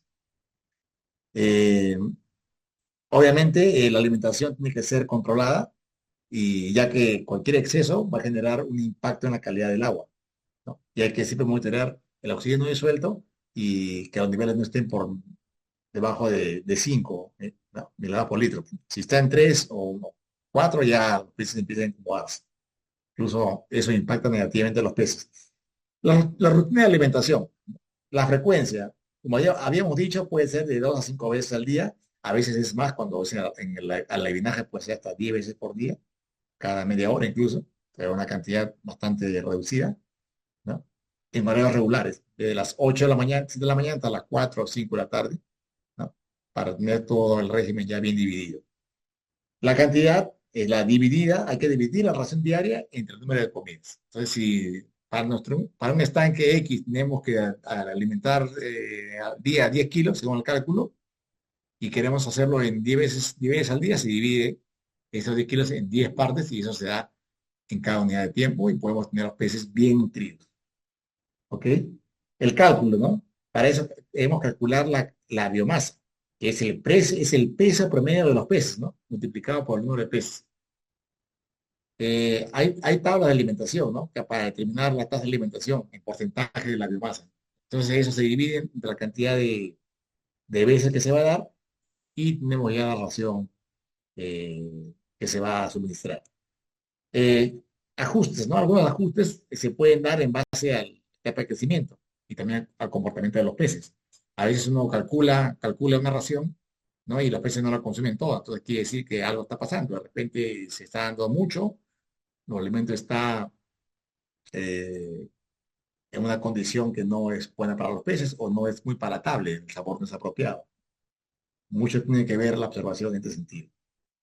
La rutina de revisión, ¿no? Siempre hay que ver el comportamiento de los peces, que estén activos, que estén buscando comidas, ¿no? Que estén siempre nadando. Algún pez sentado en el fondo o con inactividad ya es para sospechar algún síntoma que algo no está bien, ¿no? En lo que es la calidad del agua, siempre hay que, principal, monitorear el oxígeno disuelto, ¿no? Que esté siempre por encima de los 5 miligramos por litro. También, sí o sí, de cuando en cuando, ver la temperatura del agua, ¿no? Si estamos en una temporada del año que ha habido una temperatura baja en el ambiente, y hay que mostrar cómo está el agua, la temperatura del agua de los estanques, ¿no? Ahora, a veces en la selva hay temporadas que hay demasiado calor, el verano que le llaman. Ahí la temperatura del agua es mucho más elevada y excede los límites.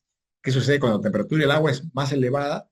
El nivel de oxígeno reduce. Entonces, si nuestra densidad es alta, ya puede generar un impacto. Hay que se hace simplemente, si se puede hacer un cambio de agua parcial o incrementar la oxigenación asistida. En cuanto a mantenimiento, hay que verificar el buen funcionamiento de los equipos de aeración, ¿no? La bomba de agua, si que subir, ¿no? Y que estén limpios las entradas o salidas de agua en el caso de estanques. Otra cosa importante es registros. Debemos tener siempre un control de registros, ¿no? Eh, Básicamente, principalmente registros de alimentación, ¿no? Y de observaciones para hacer los ajustes necesarios si es que algo está ocurriendo que no fuera dentro de lo normal. Entonces, la clave del manejo diario es observación, alimentación, monitoreo, ¿no? De los parámetros. Eso es el trabajo diario, hasta pues ya la época de cosecha que veremos más adelante. Monitoreo de los parámetros. Esta es una cosa que se tiene que hacer en la medida de lo posible, más aún cuando la densidad son mayores, ¿no? El monitoreo de parámetros, ¿cómo se realiza, no? Con diferente frecuencia, según el sistema que tengamos. Puede ser diario para parámetros críticos como el oxígeno disuelto. En sistemas muy intensivos sí necesitamos equipos permanentemente monitoreando y que hagan reportes, como el de acá, que hagamos un sistema. Este es parte de un RAS que tiene sensores que permanentemente controlan pH, ¿no? Oxígeno disuelto, ¿no? Temperatura, ¿no? Y de aquí todo esto es reportado a un sistema, ¿no?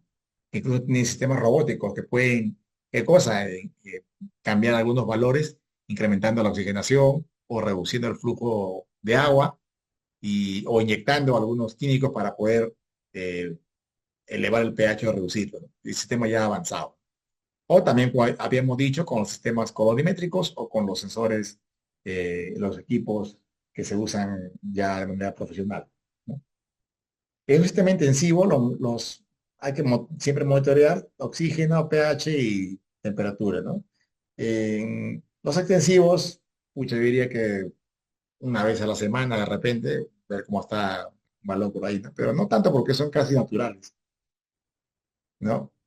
Eh, en los superintensivos o los railways sí hay que tener sistemas ya de control de manera permanente para poder evitar eh, que se den, pues, ¿no? Los valores que son letales. También había mucho que tenemos los kits de análisis para medir otros valores, ¿no? El KH, el fierro, ¿no? Básicamente, o los sistemas automáticos, ¿no? Que son dispositivos con sensores, ¿no? Temperatura, oxígeno disuelto, turbidez, que transmiten datos a servidores, ¿no? Para la visualización en tiempo real y al final eso nos va a dar pues una gráfica que nos van a decir cómo va la, este, el cultivo, ¿no? La ventaja es que esto permite un monitoreo remoto, ¿no? Y en tiempo real. Y es ideal para criaderos en zonas remotas o con limitado acceso, ¿no? A ancho de banda de internet. Todo va a un data lawyer, como se dice. ¿Correcto? Y ahí pasamos a lo que son los registros productivos. ¿Ya? Es clave para una producción comercial llevar registros productivos de cultivo de tilapia, ¿no? Para poder tener un manejo eficiente y finalmente que sea rentable, ¿no? Como toda explotación piscícola. Estos registros permiten monitorear el crecimiento, la salud de los peces, ¿no? Y optimizar el uso del alimento. Es importante, ¿no? También nos va a dar los valores, el registrar los valores de los parámetros, nos va a permitir al final hacer gráficas para saber en cómo varían estos, cuáles son las medias que tenemos, los valores promedios. Y nos va a permitir las siguientes campañas poder tener los ajustes, ¿no? Hacer los ajustes correspondientes y que nuestras producciones sean mayores, ¿no? Obviamente de los valores del total de la alimentación al final de la campaña nos va a dar lo que es el factor de acumulación alimenticia. ¿Qué cosa es ese factor de acumulación alimenticia? En cristiano, este factor nos dice lo siguiente, nos dice, para producir un kilo de pescado, un kilo de carne de pescado, ¿cuántos kilos de alimento he utilizado? Eso es el factor de conversión alimenticia, el FCA. Está establecido que para que sea una actividad eficiente y rentable, el factor de conversión debe ser el rango lo más cercano posible a uno. O sea, por un kilo de alimento, un kilo de carne de pescado. Pero en la práctica, valores aceptables son de 1.5, 1.6, 1.3. O sea, yo invertí o utilicé un kilo y medio de alimento y produje un kilo de pescado. Es un factor de conversión alimenticia favorable, ¿no? Que nos va a permitir decir que nuestra productividad es rentable. Este es un prototipo de fichas, ¿no? Fecha, lote, peso, ¿no? Y también la mortandad. La mortandad es importante para poder determinar con cuántos peces empezamos y con cuántos acabamos. ¿Sí? Y también las observaciones.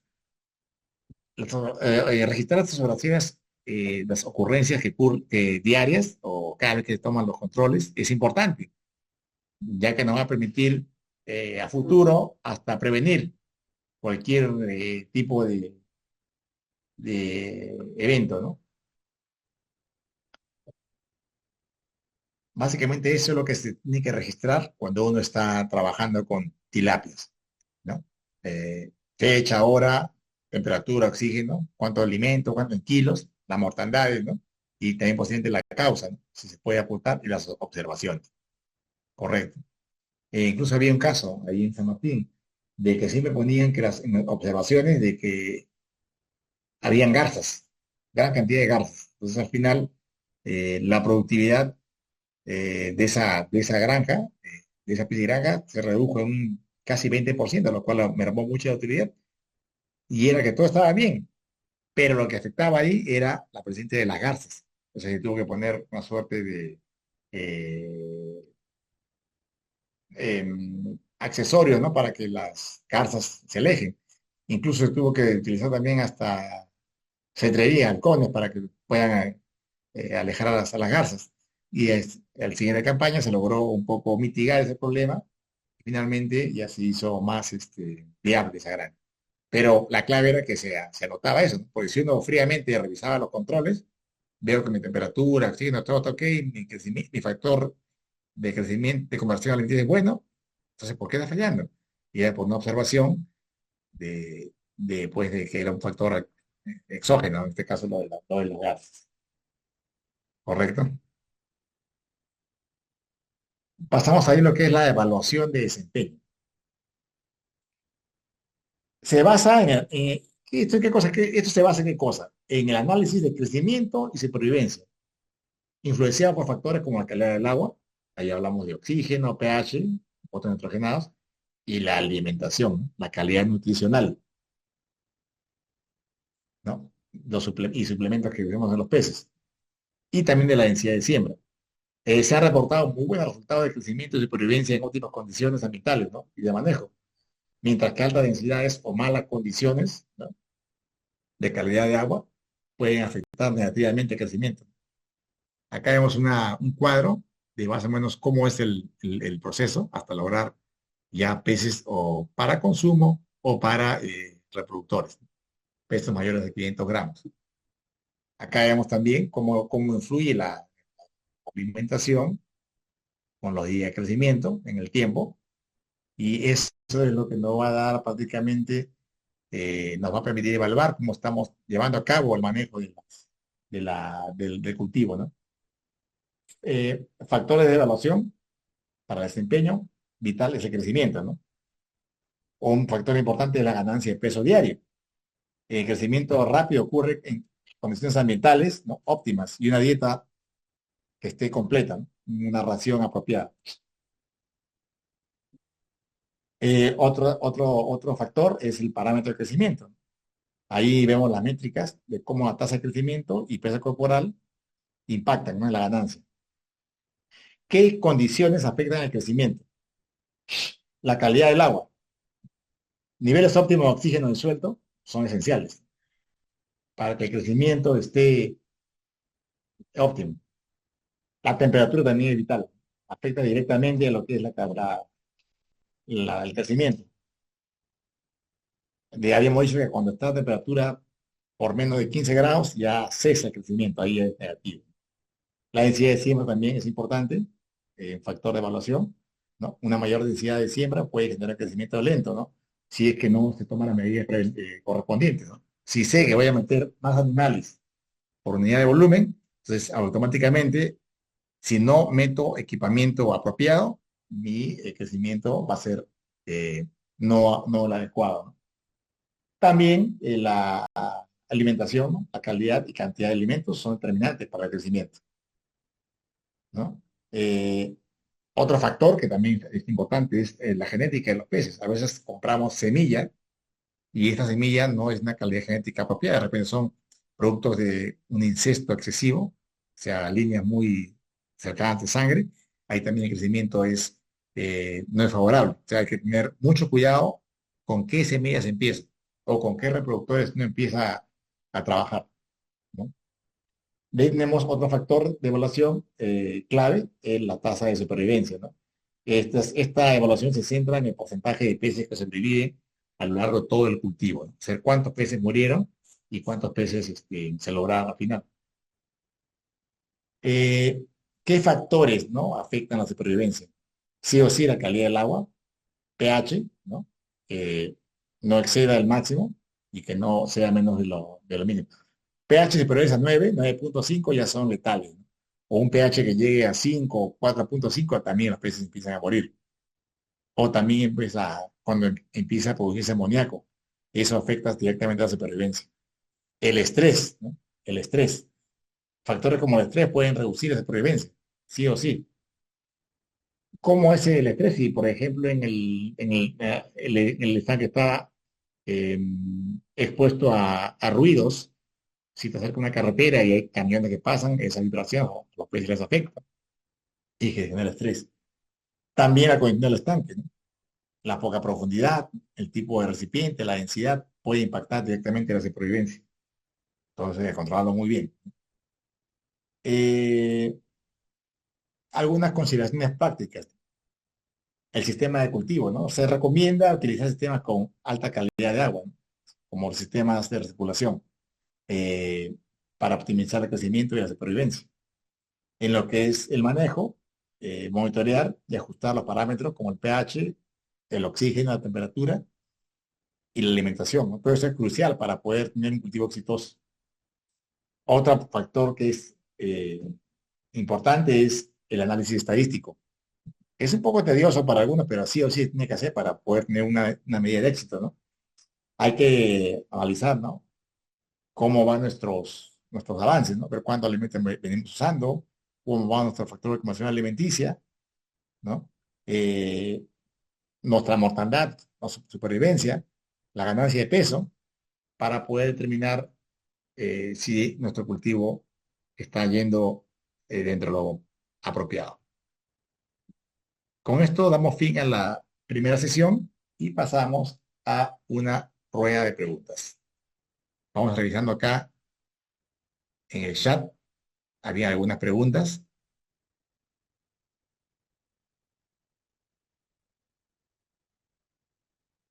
Eh,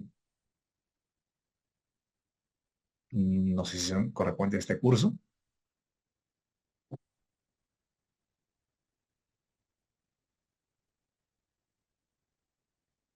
Acá dice, ¿cuántos alevinos podemos sembrar? Jorge Villar pregunta, ¿cuántos alevinos podemos sembrar en un pozo de 300.000 litros. Bueno, ahí había indicado, Jorge, más o menos cuántos alevines eran por metro cuadrado o metro cúbico, pero eso depende mucho de qué sistema vas a utilizar. Si vas a utilizar un sistema se movió esta cuestión. A ver. Un sistema intensivo o superintensivo. ¿No? Si vamos a, yo asumo que vas a utilizar un sistema, eh, un estanque de tierra, puedo decir. Si es 300.000 litros, estamos hablando de 30 metros cúbicos. Ahí puedes poner de manera semi-intensivo, sin aireación, puedes poner de 4 a 10 peces por metro cuadrado. Si quieres poner más, tienes que sí o sí meter más aireación. ¿Alguna otra pregunta?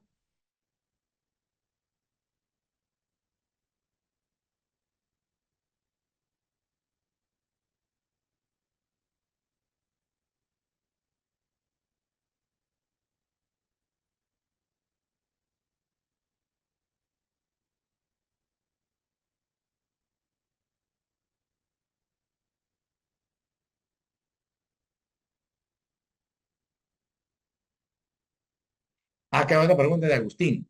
¿Cuál es el NTU ideal para las crianzas de tilapias? Bueno, el NTU es un factor de medición de la turbidez. Es un rango de 10 a 35 NTU, es ideal para las tilapias. Que con esos valores se puede decir que está en un rango aceptable.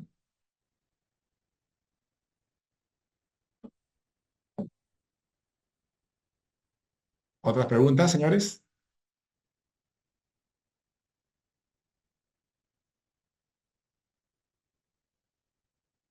Acá está. Buenas noches. Para el cultivo en agua salobre, ¿cuál es la variedad más adecuada o más resistente? Bueno, para agua salobre, mayormente se está trabajando con las tilapias azules, aunque también la nilótica produce, ¿no? Logra crecer. De manera seminatural, se han encontrado tilapias en los pantanos de Villa, y ahí el agua es salobre, ¿no?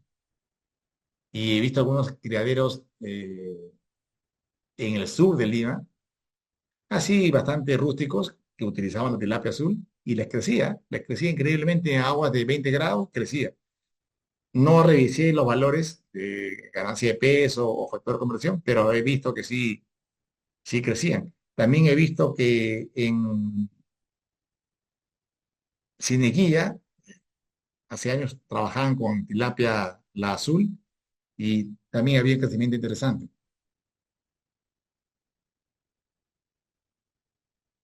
Lo que sí es, en el agua salobre, hay que tener cuidado porque mayormente el agua salobre tiene un pH elevado, 8.5, 9. Entonces, si ya ese pH excede el valor de 9, 9.5, ya puede ser letal, ¿no? Para los peces. Pero en general, el agua salobre no es tan exitoso el cultivo. Sí se puede producir, pero no es tan rendidor.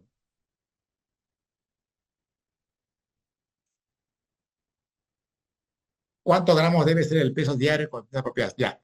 Justamente de eso vamos a hablar en la siguiente sesión, la alimentación y la nutrición. Otra pregunta, veo. Buenas noches. Si se hace en una piscina, se me movió. Si se hace en una piscina, ¿hay algún problema? No hay ningún problema. De hecho, una piscina ya tiene una estructura que está lista para recibir agua. Tan solo hay que ver el volumen de la piscina, cuántos metros cúbicos tiene, y en base a eso ya utilizar el sistema semi-intensivo o intensivo y valorar si quiere más producción, eh, agregar aireación. Obviamente también hay que ver la calidad del agua en lo que es temperatura. Si estás en la ciudad, por ejemplo en Lima, en invierno va a tener problemas. Ahí tendría que cubrir la piscina con plástico para ganar algunos grados, ¿no? Eh, Buenas noches, disculpe. Sí, Entonces sería lo más lo más favorable implementar un sistema RAS? ¿Me equivoco? Para términos de productividad, para maximizar la producción, sí, es lo ideal, es lo ideal. Porque ahí el uso del agua va a ser mínimo, todo se recircula y la productividad por metro cúbico es la máxima y requiere poco espacio. Y en menos Claro, espacio ya, puedes controlar mejor los factores. Pero como dije, el tema ahí es la inversión. La inversión es más elevada. Los inyectores de burbujas, bueno, sí, pueden tomar del aire dentro o también de un cono de oxigenación. Las burbujas son tan microscópicas que logran incluso hasta generar iones oxidantes y tienen hasta efecto germicida. Esa tecnología novedosa, costosa, pero muy eficiente. Esa se usa bastante, de eso lo he visto en centros de cultivos en Florida, Estados Unidos. El agua literalmente, una parte es tratada con burbujas y pucha que ha tenido un efecto germicida muy bueno.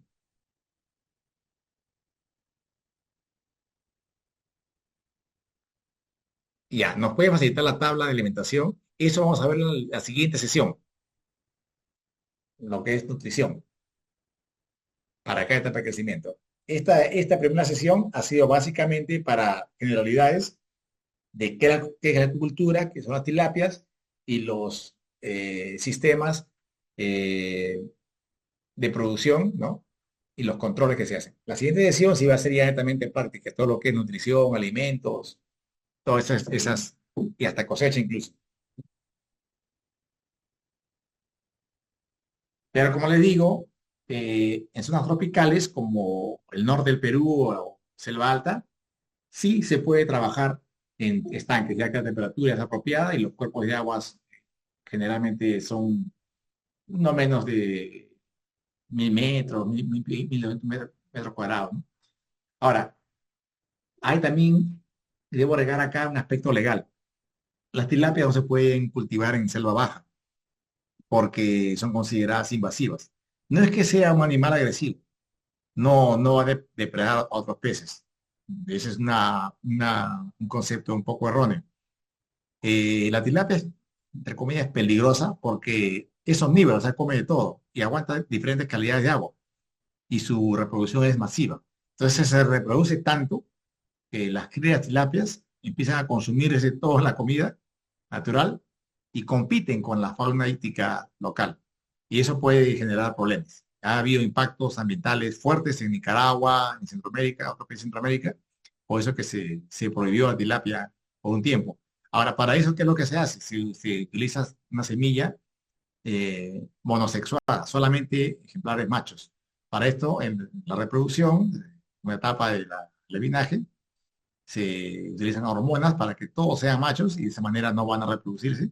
Y al mismo tiempo, al ser todos machos, no usan energía para reproducción, sino para crecer, la productividad es mayor.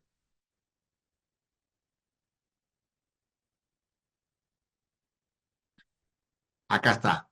En una piscina puedo mezclar tilapia y gamitana. Bueno, es un policultivo. Es un policultivo. Sí, se puede hacer, pero ten en cuenta que las tilapias comen más fuertes, son más agresivas en lo que es consumo que las gamitanas. Entonces vas a tener ahí, ¿qué cosa? Una competencia por la comida y también ahí vas a tener que jugar mucho con lo que es la oxigenación, porque tanto las tilapias como las gamitanas van a competir ahí por el oxígeno. Pero lo que se puede hacer, se puede hacer. Pero me parece más que las tilapias van a comer más que las gamitanas. Y la gamitana requiere más espacio, ¿no? que la tilapia. Es menos adaptada que la, que la tilapia. La tilapia es prácticamente, le dice, eso me decían unos de acuicultores de Europa, ¿no? Que crían todo en indoors, encerrados. Que la tilapia es el pollo acuático, ¿no? Así como el pollo lo cultivamos en granjas en alta densidad, la tilapia es el pollo acuático. A ver, hay un tema de discusión que deberíamos hacer para poder prevenir o controlar Streptococcus agalactinae. ya que en San Martín fuimos golpeados por la bacteria. Bueno, ahí es importante tener un control sanitario. Es muy importante eso, ¿no? Y ver también los vectores de contagio, de dónde vino eso, de dónde vino esa bacteria, ¿no? Cómo se transmitió y qué protocolos sanitarios hay que trabajar. En tecnología RAS, por ejemplo, todo eso se minimiza, ya que el agua que reingresa es literalmente eh, desinfectada, ¿no? Por sistemas de tratamiento de agua. A ver, otra pregunta más. ¿En Cabaná sería propicio cultivarlas en estanques circulares? Sí, sería propicio. Lo que sí es importante que hagas un pequeño invernadero con plástico para poder un poco mantener la temperatura. Porque en invierno tengo entendido que la temperatura se reduce, ¿no? A 15 grados por ahí. Si haces un invernadero con plástico bien aislado, yo creo que puedes tener temperatura de 20 grados, que es razonable para las tilapias. El resto ya es cómo se maneja el agua, ¿no? El protocolo de alimentación. O sea, la tilapia permite ser cultivada en diferentes partes. Simplemente hay que, de alguna manera, adecuarse a los requerimientos, ¿no? O acercarse a los requerimientos. Mira, la altura, ahí, acá preguntas Hola. hasta cuántos metros. La altura no es tan relevante en el sentido de que no afecta mucho, ¿no? Pero sí afecta en el sentido de que a más altura hay más frío. Y en más frío no va a ser tan factible el cultivo si es que no tomas medidas de aislamiento térmico. En este caso, si te da más arriba, ya no va a ser suficiente el aislamiento, va a tener que usar calefacción. Y ya eso es un costo más que ya prácticamente te saca del negocio.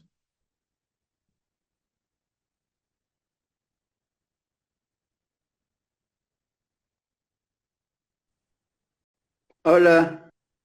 Sí, adelante, dígame. Bueno, una preguntita, por favor. Por ejemplo, es importante, bueno, estaba viendo que Sí, todo lo que se mencionó, bueno, se escuchó. Y ahora, yo tengo un lugar en Perú, ¿no? Que se habla Perú, pues, en costa, sierra, selva. claro. Entonces, yo tengo un lugar en parte de la sierra, está sobre 3.000 nivel de mar. ¿Ya? Es una altura, 3.000 nivel de mar. Tengo un lugar, estuvo proyectando, hablando de producción de la tilapia. Y sería bueno, bueno, como usted dice, necesita calefacción, algo tendrá que usar uso. ¿Me entiende? ¿Sería recomendable en este nivel de altura? Te hago Gracias. una, pre- Te hago una pregunta. La temperatura promedio del aire, ¿cuánto es ahí? A esa altura. Esa altura es una friaje, de- Ya. es una friaje por la noche, ¿no? Y de día es como te puede serte como si fuera una tropical, algo así bonito, no tan friaje. De noche, cuando viene digamos, o un día o 2 días de la semana, ponerle que se cae nevada o cosas de helar, puede ser, ¿me entiendes? Así es. Ya, Bueno, en este caso correcto. yo estoy pensando cómo se puede manejar, ¿no? Como usted dice acá, estoy viendo es una infraestructura, puede ser, digo, pues claro, es una inversión. Sí. Sí, a Mira, ver, sobre esa altura nada más, gracias. a esa altura, mira, si cuentas con un buen cuerpo de agua, a esa altura, con estas temperaturas que me dices, yo creo que la rentabilidad de la tilapia no sería la mejor por el tema de la temperatura, ¿no?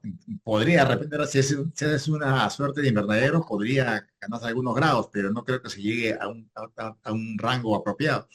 A esas alturas yo te sugeriría que mejor explores, bueno, también depende de la disponibilidad de agua, ¿no? Si puedes, sería mejor entrarle a truchas por la temperatura. Mira, te explico. En Loreto una vez se trató de hacer un intento de cultivo de truchas. En donde digo que a más temperatura el pez crecía más. Fue un desastre. La trucha a partir de los 18 grados empieza a enfermarse. y en Loreto el agua nunca está a menos de 27 grados, o sea, no era factible. En el caso que tú me dices, yo creo que la temperatura del agua no va a estar por arriba de los 20 grados. Entonces, ahí vas a tener que sacar calefacción y ahí vas a tener un costo que no va a ser propicio. A ese tipo de clima, por el tema climático, netamente, tu inversión sería más alta, ¿no? Por el tema de la infraestructura, hacer un invernadero y definitivamente algún tipo de calefacción asistida. Si ya me hablas de que hay, aunque sea un poco de nevadas, dice que ese clima es frío, ¿no? De día debes tener posiblemente, puede haber sol, pero puedes tener temperatura de, no sé, 16 grados, 15 grados, ¿no? Entonces el agua va a estar a 14, 13. De repente pueden sobrevivir las tilapias, pero no vas a tener un crecimiento cercano al apropiado. Justo te comento, mira, aquí afuera de Lima, en Santa Rosa de Quibes, estamos hablando de cerca de casi 1000 metros de altura, había una pequeña hidroeléctrica antes de Santa Rosa de Quibes, que bueno, porque esa época no había todavía alumbrado público, luz corriente, ¿no? Era todo así rústico. Entonces se hizo una pequeña hidroeléctrica, se hizo un embalsamiento, una represa, para que luego esa agua activase un dínamo, ¿no? Y era corriente. Y trabajó, que eso funcionó un par de años. De ahí pusieron la luz y ya eso quedó en el olvido. Sé que 2 o 3 veces ahí se ha cultivado de manera artesanal tilapias y se han logrado pesos de hasta cerca de 1 kilo, pero ha demorado, pues, qué cosa, más de un año y una densidad bajísima. O sea, de que se pudo, ¿no? Pero comercialmente no era viable porque la tilapia es tropical, ¿no? Entonces, tú me hablas de 3000 metros y que haya hasta veces heladas, veo muy difícil que se pueda cultivar la tilapia si es que no se hace una inversión fuerte en lo que es aislamiento térmico, invernadero y calefacción, que puedes hacer con leña, carbón, ¿no? O algún otro procedimiento. A ver, acá la de las truchas. Sí, sí, sí, no tiene ningún problema.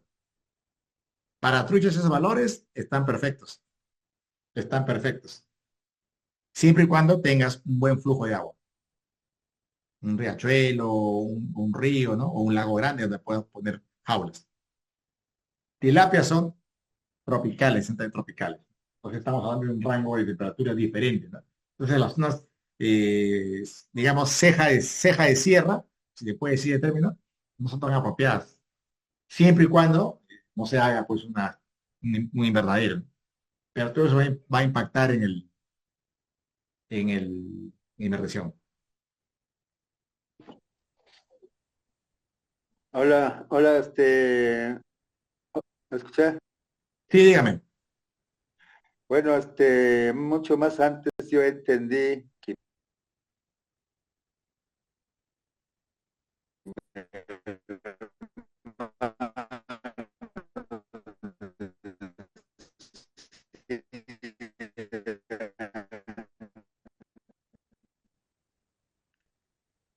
Disculpe, no se escuchó bien claro.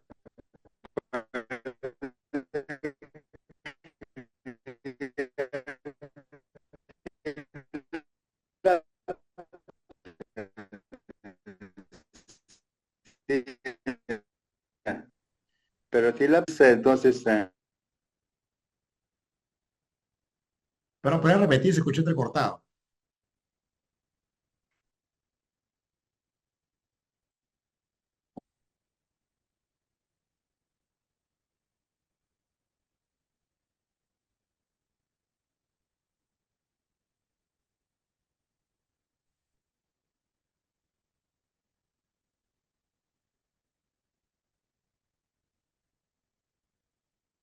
hola, Sí, dígame.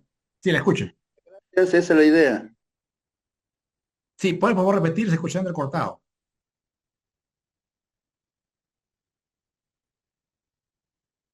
Hola, hola, ¿me copian? Escucha, ¿no? Sí, puede por favor repetir la pregunta porque se escuchó Ya, entrecortado mira, cuando usted habló. como Ya, mi hermano decía, sí. que el tilapia vivía sobre más helada, más, o sea que, mejor dicho, sobre bajo la hielo, más friaje vivía.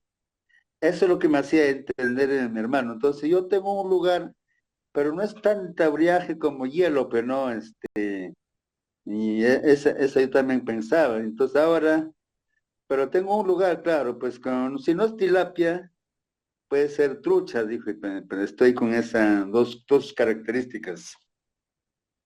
Ya bueno, cuestión de intentar ver, pues, cómo hace su crianza, su alimentación, como usted dice, infraestructura, todo lo que es, bueno, aprender, pues. Gracias. Ok, correcto. Mira, la tilapia puede aguantar, como le digo, podría aguantar, pero me parece que sería complicado verlo como una actividad comercial, porque estaría pues al animal sobreviviendo, ¿no?